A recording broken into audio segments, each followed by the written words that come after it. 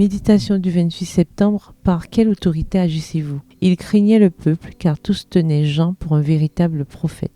Marc 11, verset 32. Jésus a terminé son enseignement au milieu de l'intrigue. Les chefs religieux se sont relayés pour lui poser des questions dans l'intention de trouver dans ses réponses des arguments solides pour l'emprisonner et le faire taire une fois pour toutes. Leur cœur hostile ne cherchait pas la vérité, mais à se perpétuer dans le pouvoir. Connaissant leur hypocrisie, Jésus a répondu avec aplomb. Il a magistralement exposé leur véritable motivation sans heurter les sensibilités. Avec une politesse non pas d'apparence, mais d'un véritable raffinement intérieur, un exemple à suivre lorsque vous êtes attaqué, remis en question ou jugé. Alors que Jésus traversait le temple, il a été abordé par des prêtres, des scribes et des anciens qui l'ont intercepté d'une manière imposante. Par quelle autorité fais-tu ces choses et qui t'a donné l'autorité de les faire? Marc 11, le verset 28 dans la version Louis II.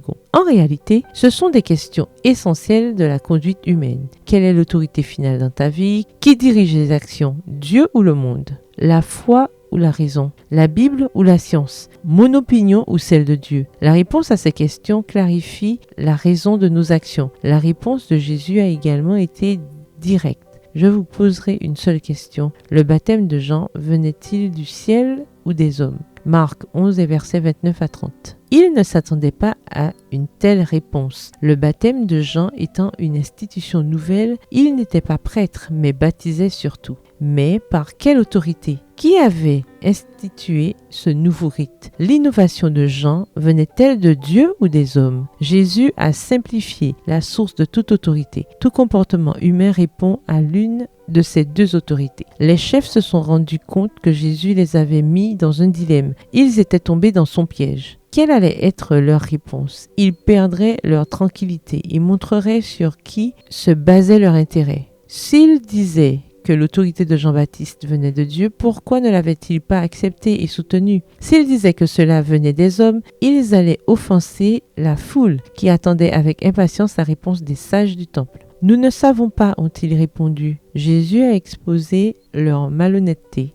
Ils ont révélé qu'ils ne se souciaient pas vraiment de savoir si le baptême de Jean était une affaire d'homme ou de Dieu. Tout ce qui les intéressait était de servir leurs propres intérêts et Jésus les a démasqués. Les personnes qui rejettent le Christ posent des questions inquisitrices, mais entendre les paroles ne les intéresse pas. En revanche, ceux et celles qui cherchent sincèrement trouveront toujours la vérité. Mon ami, quelle autorité influence vos actions? Bonne journée, que l'Éternel vous bénisse.